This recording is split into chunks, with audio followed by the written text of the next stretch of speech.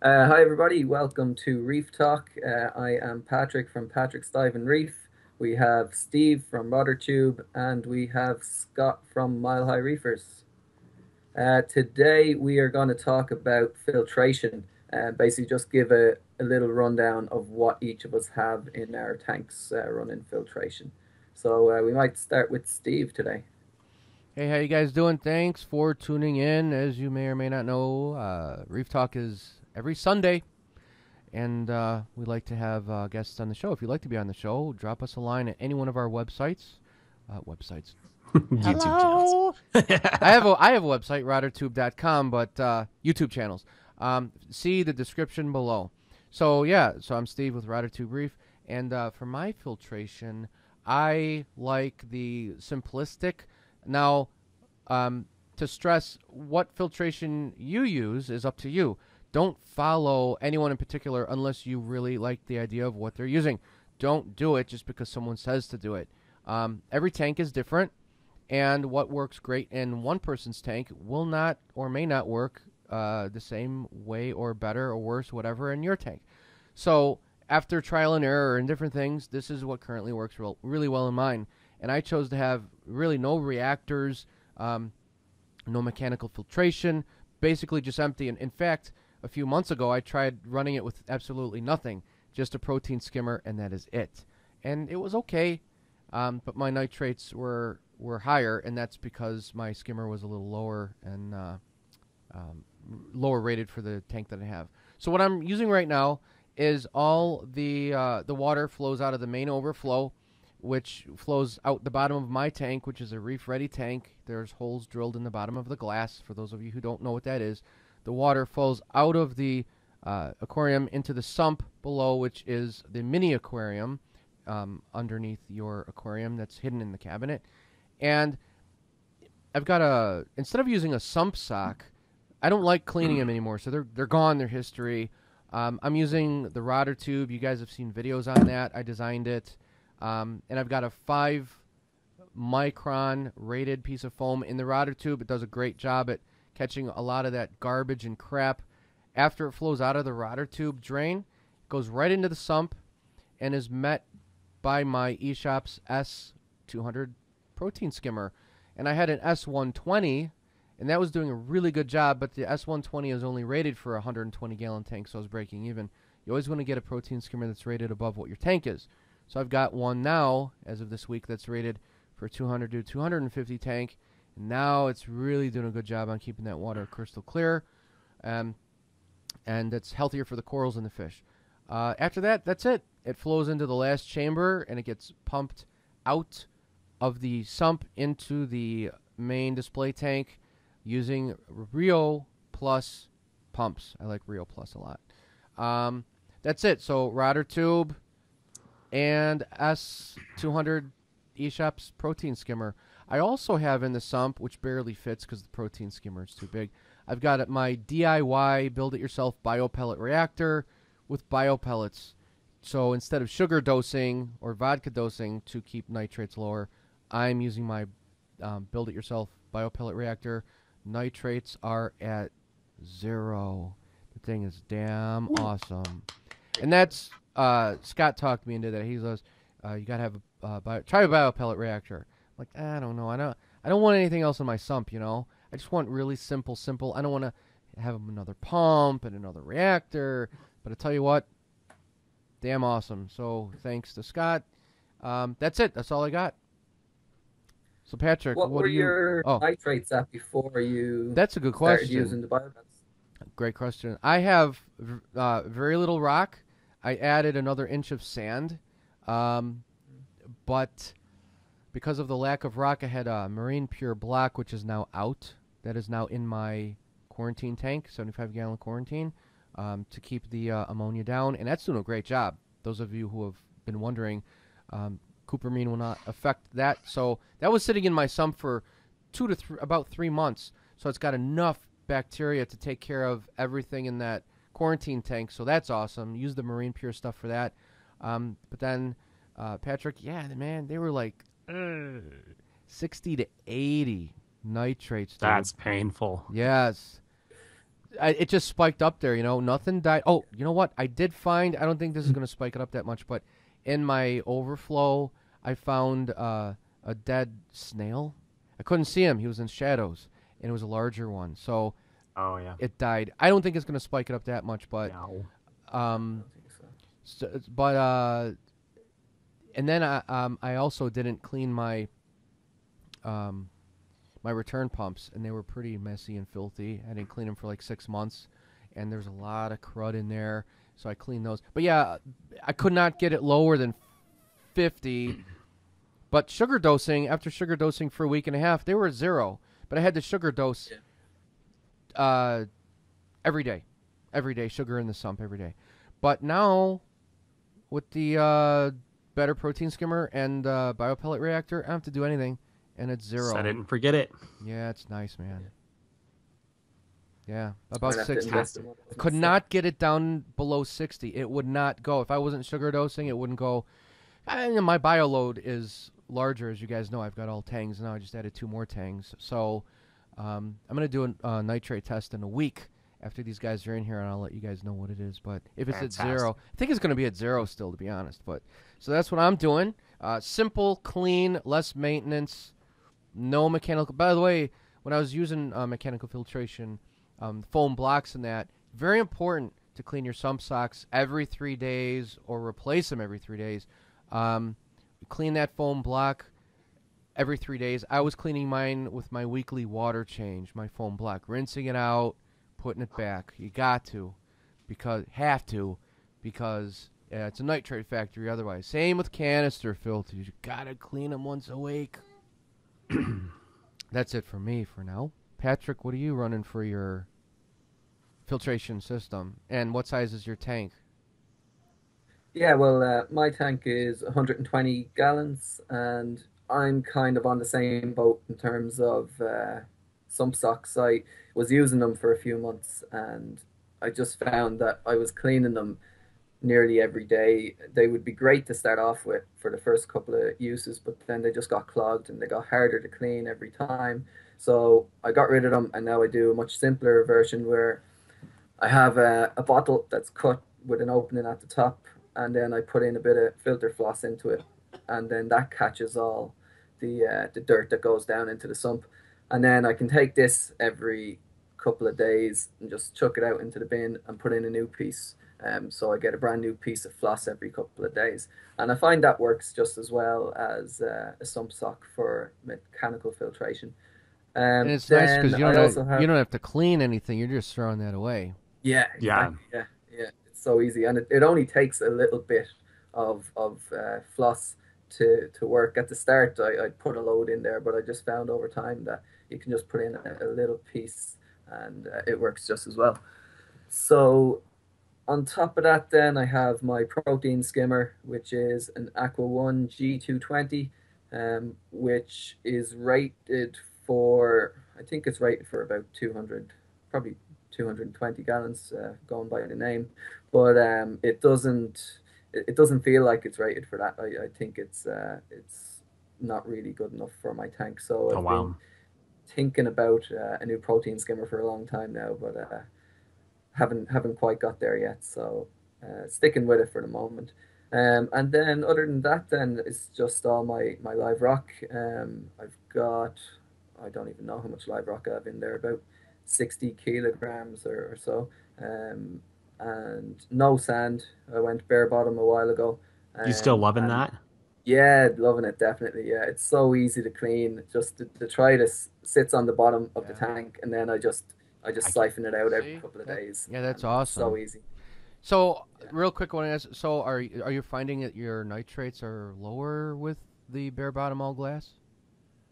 My nitrates at the moment are pretty low. Yeah, they're at 4 when I tested them the other day, so that's pretty good. Um, When you had sand, were so they a little higher? Were they a little higher when you had sand, or no? Were they still around 4? they had crept up to about 8, but I'm Okay, not so sure if that was what was causing it. It could have been that I think it was more so that the protein skimmer wasn't working effectively. And what else? What else do you have? So you've got your. By the way, in the description of the video, I'm going to put a link to Patrick's cool video on his homemade DIY filter that he's talking about. It's really, Oh, yeah. really good. We're really well done. So after that, what do you have? Where does the water go after that? What do you got? There is a small bit of macroalgae in the sump as well. Just a bit of Shato, is it Cheeto, Shato, whatever, however you pronounce it, I don't know. But it's the green spaghetti algae, and that takes out a bit of the nitrates and phosphates from the water as well. Not really sure how much it takes out, to be honest, because there isn't a whole lot of space for it in there. I've read that some people reckon you need a tank the size of your own tank to effectively reduce nitrates that way, but I don't know. Every little bit helps in the reef tank, I think so. And if nothing else, it's a place for little critters to grow and thrive as well, and they can go. Yeah, That's what I definitely. love Yep. about the Refugium. Yeah, That's why I'd Keep like to those start pods one. up. Yep. yeah. Very easy. Just a light inside my stand, and I threw in some algae into one of the sections of the sump, and every few weeks I take a few handfuls out, and yeah, it's pretty handy. Other than that, then that's it. So just the filter floss, the refugium, the protein skimmer, and the live rock. Fantastic. I was gonna ask, what do you guys think about? Well, I know it needs light, but what do you think about utilizing your overflow chambers? You know, my tank has two. Scott's, you have two, right? Yep, Yeah, you'd two. have two. Patrick, yours has two? No, just one. Just one, okay. What do you guys? There's got to be a way. I'm thinking to utilize those chambers. Like, what if you put like a light on the side of it, and maybe what if you put like the Chato or Cheetos or whatever the hell you want to call it in there? Because you know what I toyed with a little bit. I was talking to Scott about this. What's really to prevent you from, instead of a biopellet reactor, what if you just put the biopellets in the overflow there?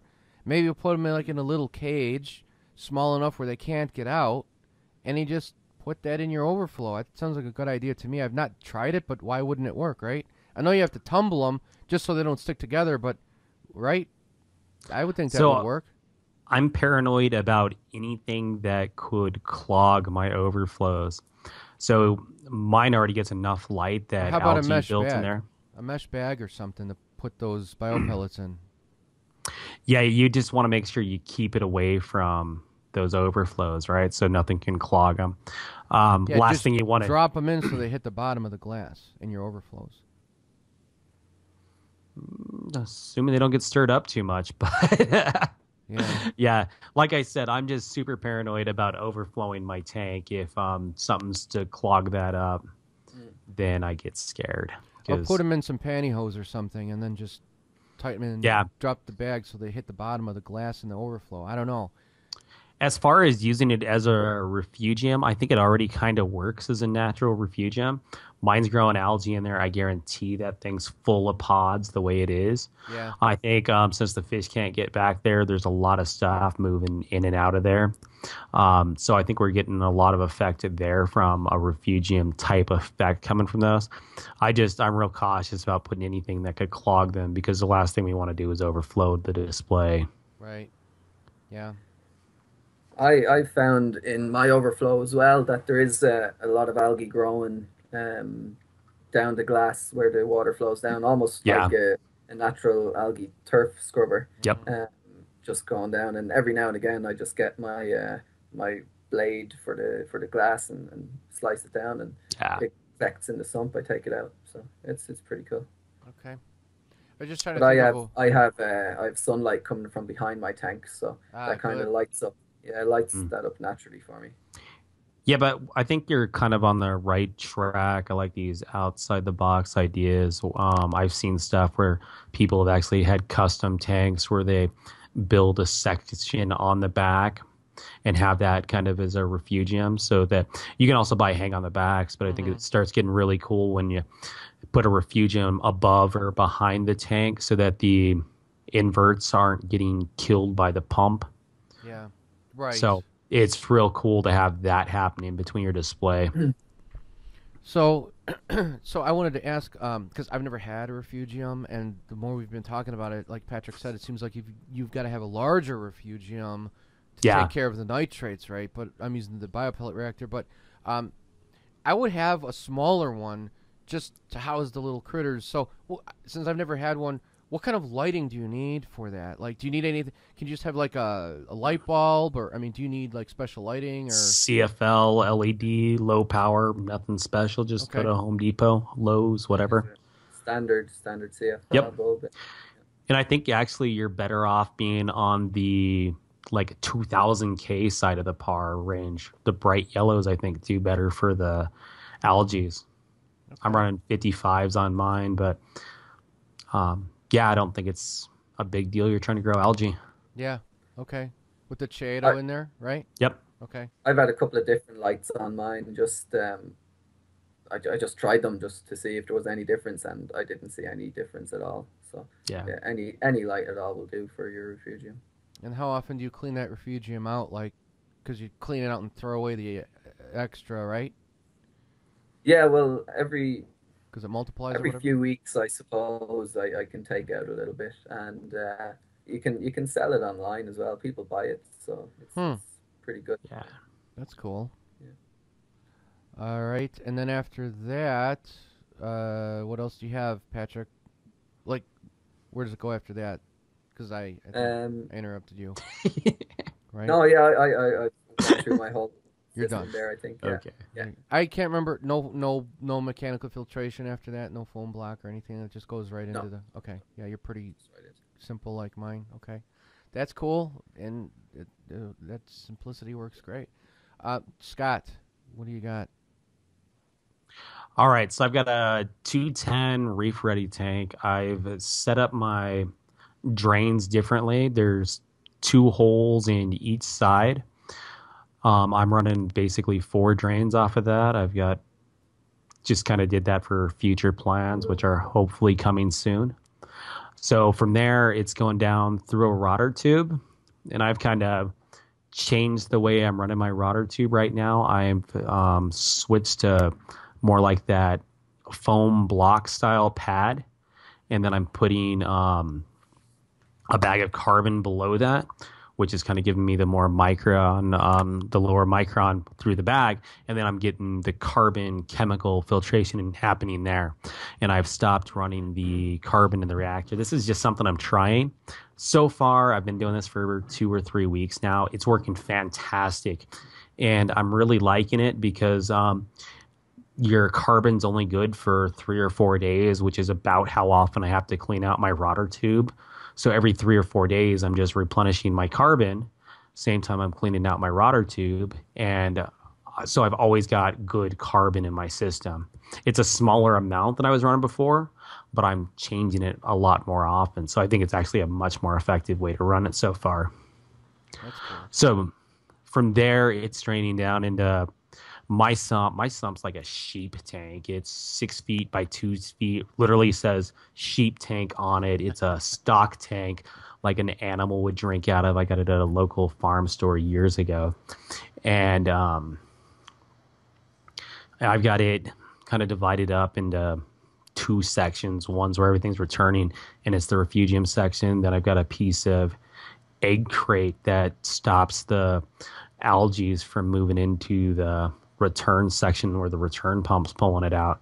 And that section's the effective refugium section's about 3 feet by 2 feet. I've just got what I call volunteer algae in there right now. I put some Chaeto in there a couple years ago, and there's like 6 strands of it left. I think it's because my nitrates are so low it doesn't do well. But there's enough other algae that are thriving off all the crap that just washes down there that's what's growing. So I'm just letting that do its thing. And from a nitrate reduction standpoint, I think my bio pellets are pretty much taking care of it. So I'm not getting much benefit there. Where I think I get the huge benefits are from the pods. There's just so much life down there. There's also a big starfish after yesterday, little bastard. went cannibalistic on my other starfish. So yeah, I got that, and then I've also got a reactor that I'm running some GFO media in to keep the phosphates down. The biopellets take out some of the phosphates, but I just run GFO. This stuff lasts a long time. I switch it every few months at this point, and I never have phosphate show up on a phosphate reading. So that's working out really well. My return pump is a Panworld 200 PS. It's too small, so I've got plans to buy a bigger one. Got a birthday coming up, so hopefully I can make that happen. I'm gonna get a big reflow pump. I've got an AquaSea EV 1000 skimmer now, so that's rated for a tank up to 1,000 gallons. Oh my God. Which is kind of what you need when you've got a total system volume of 450 gallons.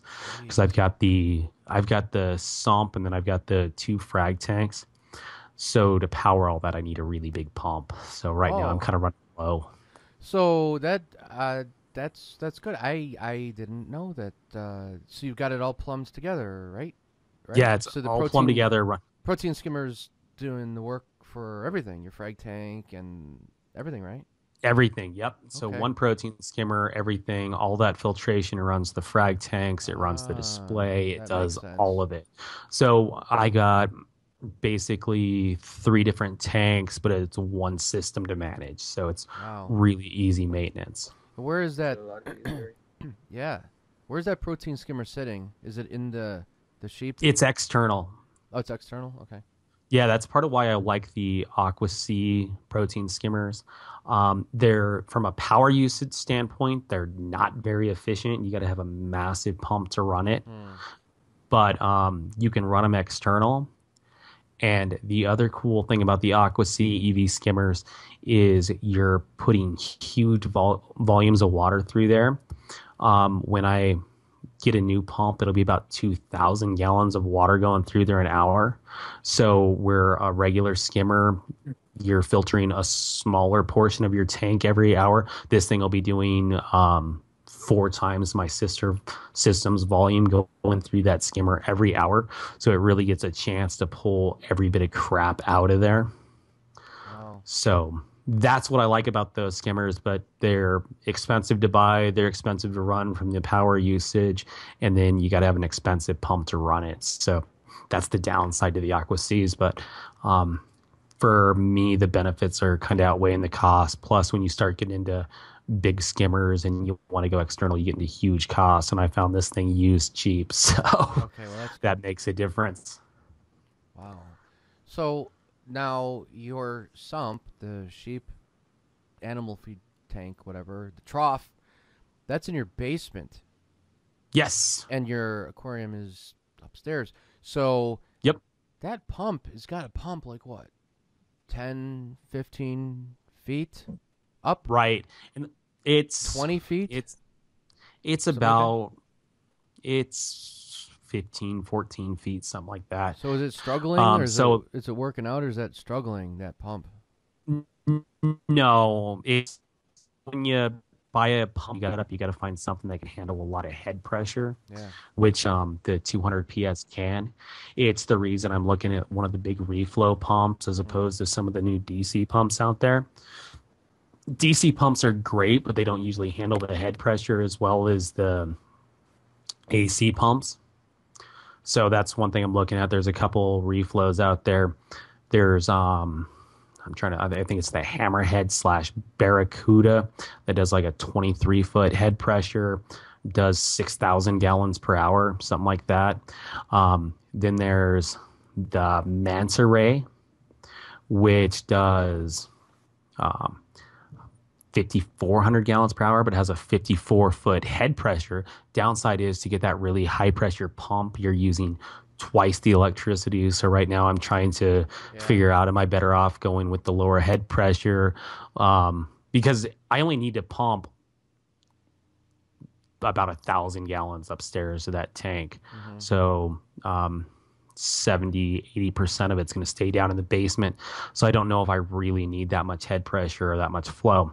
Probably not. And if it's worth the electricity plus the manta ray pumps, about $100 more. And then there's one above that that does like 8,400 gallons an hour, which is only like $25 more. So No, yeah, but you don't need that. I don't really need it, Plus but the electric bill, man. You know. well, yeah, that thing consumes about 1,000 watts of power. Or Yeah, with screw the that. reflow one I was talking about, it's more like 300. So My God. Yeah. so the hammerhead, that's No. kind of the direction I'm leaning right now. No. Things. Lower power consumption. Yeah, you got to take that into It's still consideration. 6,000 gallons an hour, which should run my system pretty well. Right. Even if it was the same price, or even $100 cheaper, I would not take the highest powered one because in the long run, you're going to get screwed. Well, part of what I'm looking to do is to build my top frag tank into an anemone tank.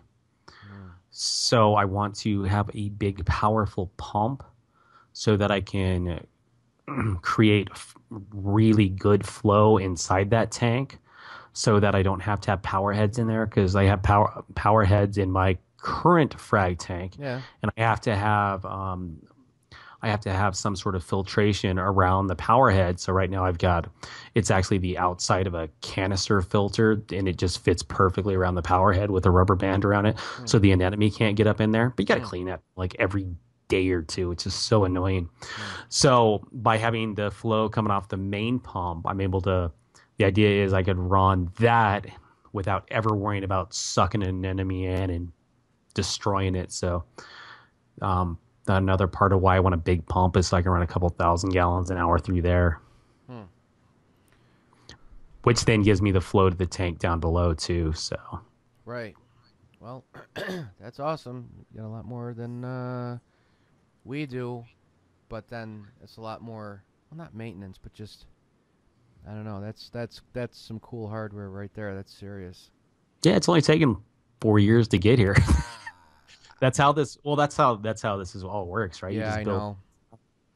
When I started in the saltwater aquarium, it's like I've heard it's expensive, but it'll be all right. I just won't go crazy. And I didn't. I mean, I did, but I didn't. I'm kind of drawing the line where I'm at. I'm in a good spot right now. Unless I get eventually like a 240 gallon like what I want, but that's not going to be for a little while. But yeah.